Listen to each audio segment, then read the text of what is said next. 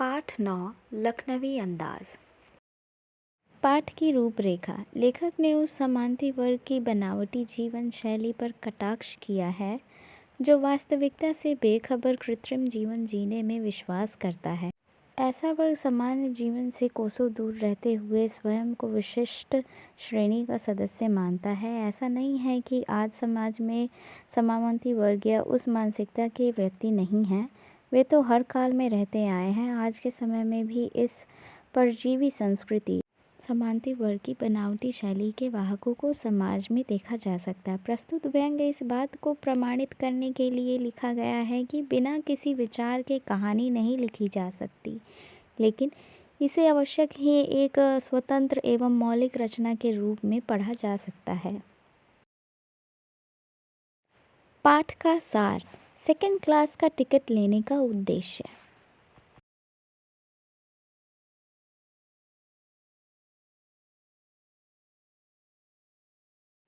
लेखक कोई नई कहानी लिखने हेतु वह उस विषय के बारे में सोचने के लिए एकांत चाहता था, इसीलिए उसने सेकंड क्लास का टिकट ले लिया।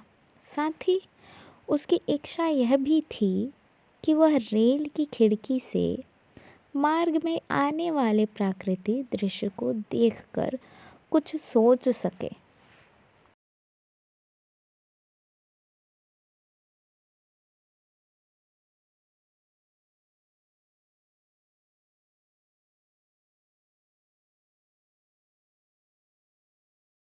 डिब्बे में नवाब साहब की उपस्थिति। जिस डिब्बे में लेखक चढ़ा उसमें पहले से ही एक नवाब साहब पालथी मारे बैठे हुए थे। उनके सामने 2 ताज़े खीरे तौलिए पर रखे हुए थे। लेखक के उस डिब्बे में चढ़ने पर नवाब साहब ने कोई उत्साह नहीं दिखाया। लेखक को लगा कि नवाब साहब उसके इस डिब्बे में आने से इसलिए खुश नहीं हैं क्योंकि किसी सफ़ेद पोश के सामने खीरे जैसी साधारण खाद्य सामग्री खाने में उन्हें संकोच हो रहा था।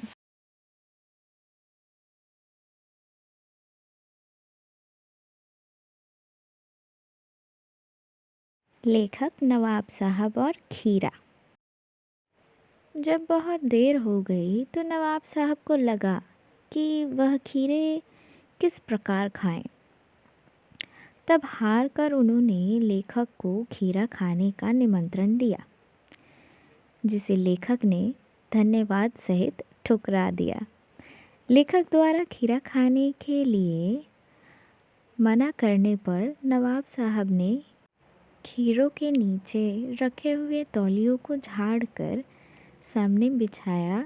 सीट के नीचे से लोटा उठाकर दोनों खीरों को खिड़की से बाहर धोया और तौलिए से पोंछ लिया। इसके बाद जेब से चाकू निकालकर दोनों खीरों के सिर काटे, उन्हें घिसकर उनका झाग निकाला और बहुत एहतियात सावधानी पूर्वक से छीलकर खीरों की उन फाकों को करीने से तौलियों पर सजाया। यह सब करने के बाद उन्होंने उन फाकों पर जीरा मिला नमक और लाल मिर्च की सूखी बुरक दी।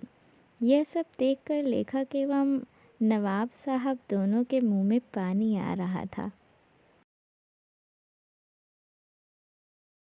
नवाब साहब का खीरा खाने का विशिष्ट ढंग।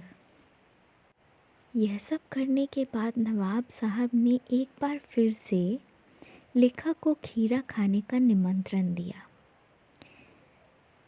खीरा खाने की इच्छा होते हुए भी लेखक ने नवाब साहब का प्रस्ताव यह कहकर ठुकरा दिया कि उनका मैदा कमज़ोर है। तब नवाब साहब ने फाकों को सूंघा, स्वाद का आनंद लिया और उन फाकों को एक एक करके खिड़की से बाहर फेंक दिया। इसके बाद लेखक की ओर देखते हुए तौलियों से हाथ और होंठ पोंछ लिए।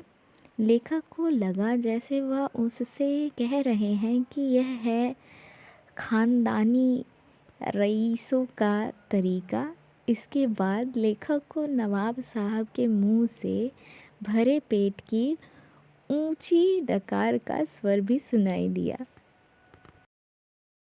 नई कहानी का आधार।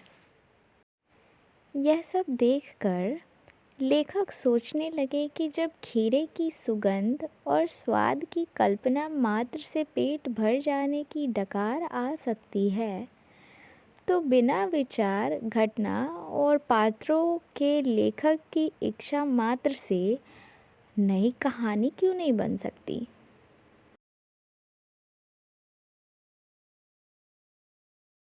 Thank you. Please like and subscribe for more content and video like this from your CBSE NCERT Hindi text folder. Thank you once again.